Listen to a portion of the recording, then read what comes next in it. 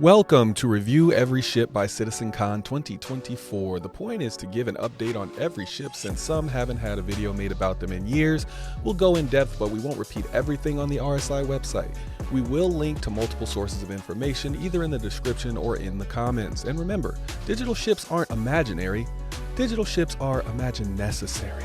We are at the Anvil manufacturer. We continue our series with the Anvil Hurricane, and it has 0 variants. For the price, the Hurricane as of 3.22 is $210 standalone, $185 war bond, and was $160 at concept.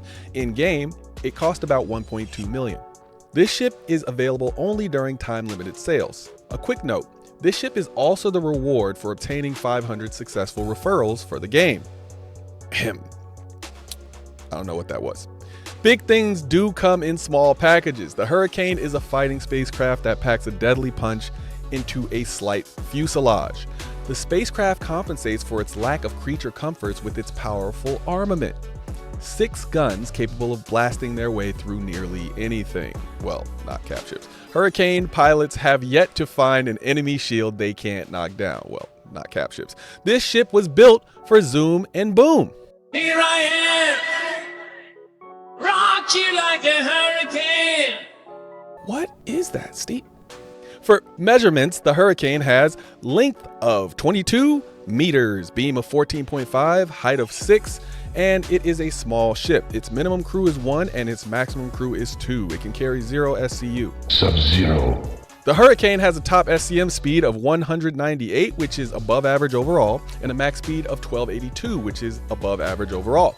In its small class, it's slightly above average. For maneuverability, it is below average overall. However, for its class, it has the worst maneuverability of all small combat ships as of 3.22.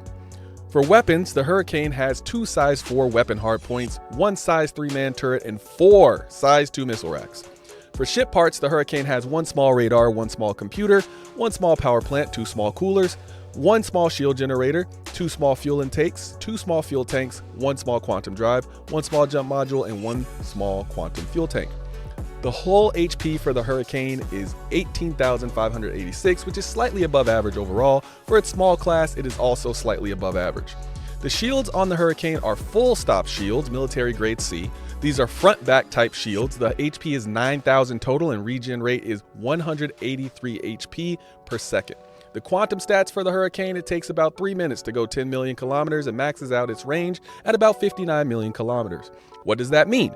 It can travel from Hurston to Crusader, but from Microtech to ArcCorp, you'll just barely make it. It's fairly slow at quantum speed, but it can get you to a nearby planet.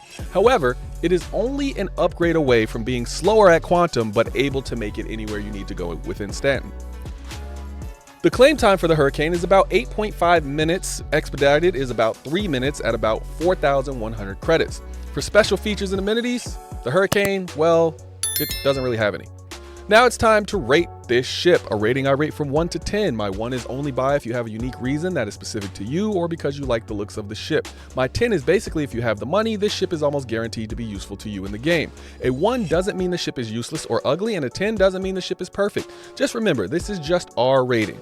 Please give us yours in the comments down below, and then we will rock you.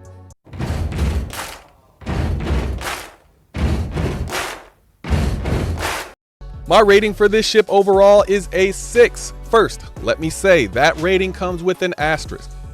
It only applies if you paid less than $165 for this ship. If you paid less, or if you paid more than $165, it drops to a 5. I'll explain that part later.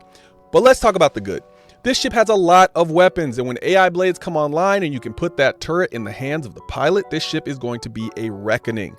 Before that though, it's already a really tough ship to crack. It's the size of a light fighter but fights like a medium fighter until you add a turret gunner, and then it's a heavy fighter. But it's really fast. However, it always flies like a heavy fighter because its maneuverability is absolute trash, like dumpster fire maneuverability levels. Still, it's got a great use if you like to zoom and boom, or if you get really good at flying decoupled. You can do some major damage with this ship by controlling range. Doing attack runs, spinning around, decoupled, and blasting while you're being chased but going backwards. It's a jouster with a bit of an edge in low atmo. So why is it a 5 if you paid $165 or more? because then you are $35 or less away from the ship that completely outclasses this ship, the Scorpius, which you should have bought instead if you spent more than $160 on a Hurricane. And when I say outclasses, I mean in almost every single way. It has better HP, better weapons, better pilot-controlled weapons, also making it more soloable. It's faster, it has better maneuverability, and it comes with a better quantum drive stock. It's even cheaper to claim via in-game insurance. I'm a little in awe about this because it's hard to think of a single reason to pick the Hurricane over the Scorpius. So I had to go with cost. The Scorpius turns the Hurricane into an advanced co-pilot combat starter that is just a stop on the upgrade path until you can get a Scorpius. My guess is that the speed and hull HP for the Scorpius will be nerfed so that it's a bit slower than the Hurricane in a straight line and about the same as far as durability. That still doesn't change the sizable difference in maneuverability and weapons. I do think the Hurricane still has a use because of that price though. Get a Hurricane to earn a Scorpius. That's its use. At least as far as 3.22. Unless you just like the look of the Hurricane, I guess, over the ship that looks like an X-Wing. That would be the wrong answer, but okay, I guess.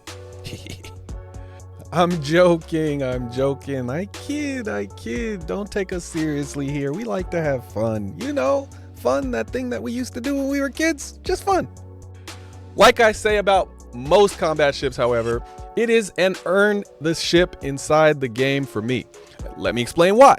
I will earn most combat ships in game. Most of them are either overpriced for what you get or have such a limited use that I can't justify spending real world money on them. If it's not overpriced, then they tend to get outgunned by newer ships, literally like the case that we're talking about right now, or nerfed in order to favor newer ships, or they're in desperate need of a rework that isn't coming for a long time.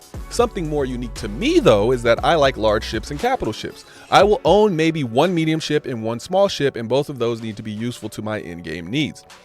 I know you're here for our rating, but if you really want a ship, go buy it.